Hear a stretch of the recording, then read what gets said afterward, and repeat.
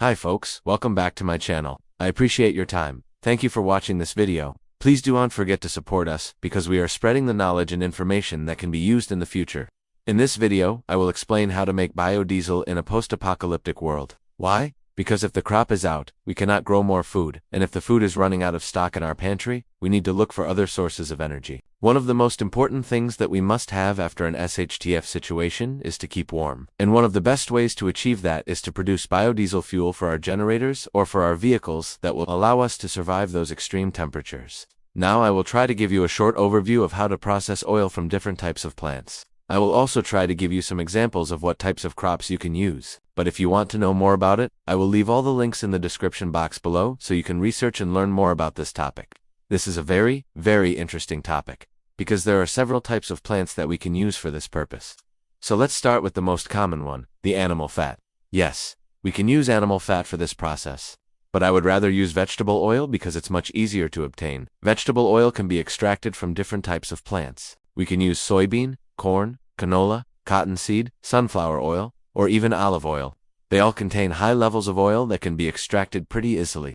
The only difference between them is the percentage of oil they contain. For example, soybeans contain between 18 and 22% of oil. Corn contains around 4 to 5%, cottonseed 27%, sunflower 35 to 50%, and olives 20 to 40%. So we can see that it's much easier to extract oil from sunflowers than from corn. For example, another advantage of using vegetable oil is that they already are pretty close to biodiesel. All we need to do is remove some water and some glycerin, and we get the pure biodiesel. Now the question is, why should we remove water and glycerin? Well, when we heat any type of oil or fat, it combines with water and glycerin. Glycerin is produced from the decomposition of fats and oils by a process called hydrolysis. The problem is that this combination makes the oil cloudy and lowers its quality. That is why we need to remove it. Now we have another problem. The oil produced from these plants contains a lot of impurities such as soil, sand, stones, roots, weeds, or even insects.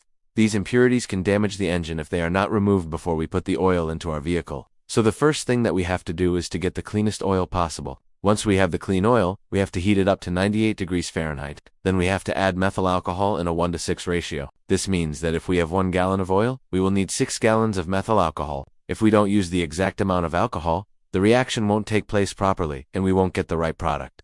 After adding the alcohol, we have to stir the mixture constantly until it reaches its boiling point. Then we have to keep the mixture at this temperature for 1 hour. During this process, the mixture will go through several changes in color, but this is normal. We have to wait for the end of the reaction until we collect the product. After an hour, we have to wait for the mixture to cool down. Then we will notice that 2 layers appear. The upper layer is the biodiesel, which is the fuel that we will use. The lower layer is the glycerin and the residue from the reaction. We have to use a separatory funnel to collect the biodiesel. In case you don't have a separatory funnel, you can use a glass jar with a hose connected to the bottom. Just make sure that the hose goes through the upper layer without touching the lower layer. The glycerin and the residues can be saved and reused in the next batch. Once we have the biodiesel, we have to wash it with hot water and salt. This process removes any remaining alcohol and other impurities. After washing it, we have to dry it and filter it. We can use either paper towels or cheesecloth for this purpose. And the final step is to blend it with a few drops of bleach. The bleach prevents fungus and bacteria from spoiling the fuel. It also increases its stability and extends its shelf life. Now here's the most important part of the process. We have to keep the fuel away from any source of ignition. We also have to store it in a cool, dry place. Because if we don't do that, the fuel can spoil. Now if you want to know how much fuel we can obtain from a certain amount of plant material, I will give you a few examples. From 1 ton of sunflower, we can extract up to 550 gallons of oil. From 1 ton of soybeans, we can obtain 440 gallons of oil. From 1 ton of corn, we will get 40 gallons of oil. From 1 ton of cottonseed, we can extract 500 gallons of oil. And from 1 ton of olive, we will get 220 gallons of oil.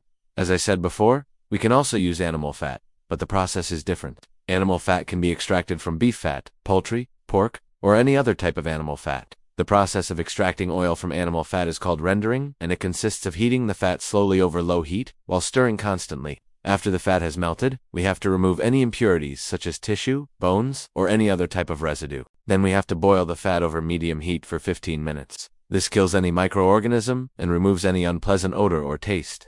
The next step is to cool down the fat and remove any solidified fat. This fat can be reused in the process. Then we have to pour the remaining fat into a container and refrigerate it overnight.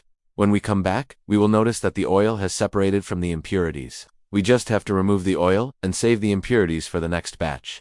This oil can be used immediately or stored for later. The only disadvantage of using animal fat is that it solidifies at low temperatures.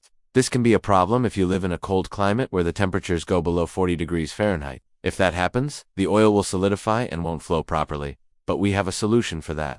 We can blend the oil with some biodiesel to lower its melting point. And the last method is the waste oil. Most shops or garages that work on vehicles have a lot of used oil. This oil is not clean enough to be reused in vehicles, but it's more than enough to power our generators or heaters.